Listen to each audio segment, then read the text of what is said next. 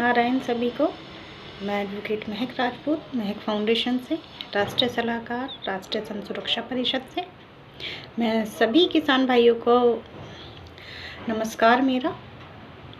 मैं आप सभी से एक निवेदन करना चाहती हूँ। मैं किसी पार्टी से नहीं हूँ, मैं समाज सेविका हूँ, एक NGO चलाती हूँ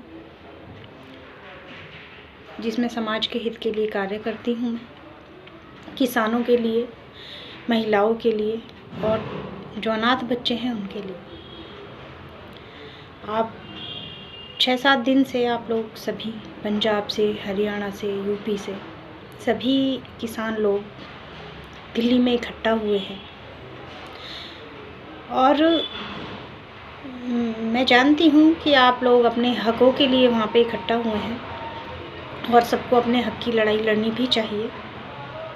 लेकिन अगर जो वो बिल गलत है तो उसके लिए हम लोग सभी साथ हैं आपके, और आपकी इस लड़ाई में हम आपको सपोर्ट करेंगे और हम जीतेंगे भी ज़रूर।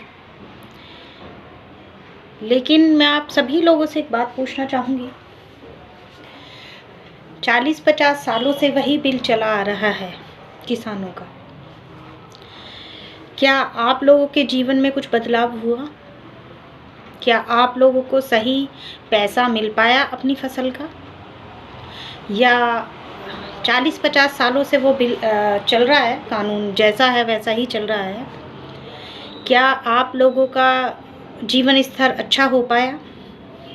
या आप लोग जो हर साल मैं सुनती हूँ कर्जा लेते हैं, लोग मरते हैं, आत्महत्या करते हैं किसान लोग, क्या उसमें कोई कमी आई? नहीं आई, नहीं आई, मैं जानती हूँ। आज भी आप पे चाहे 100 बीघा ज़मीन हो या 50 बीघा ज़मीन हो या 2 बीघा ज़मीन हो, सब लोगों का जीवन स्तर जो आज से 50 साल पहले था वही चला आ रहा है।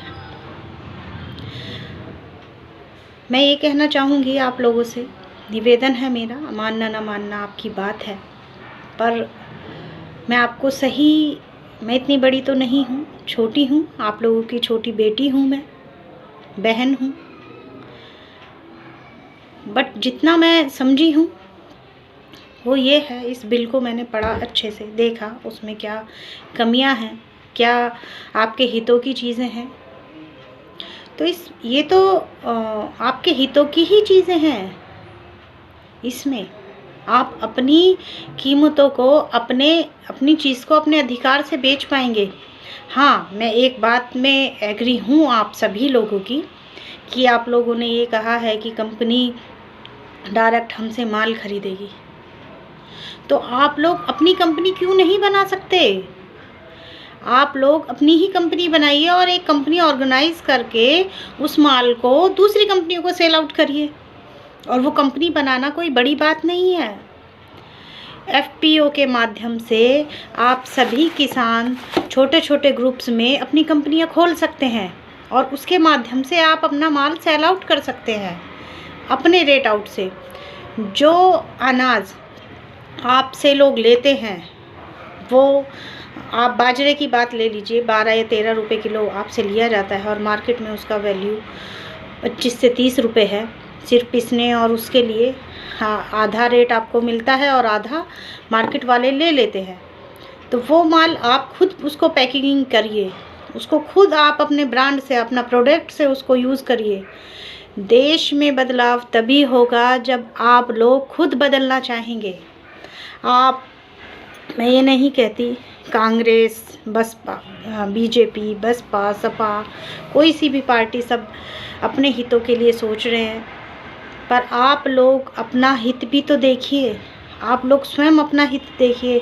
हम आपके बच्चे हैं, हमारा हित देखिए। ये आपको गलत फहमी है और गलत समझाया जा रहा है कि आपकी ज़मीनों पर कंपनियां अपना कब्जा कर लेंगी। जब ज़मीन आपके नाम होगी कोई कैसे कब्जा कर सकता है?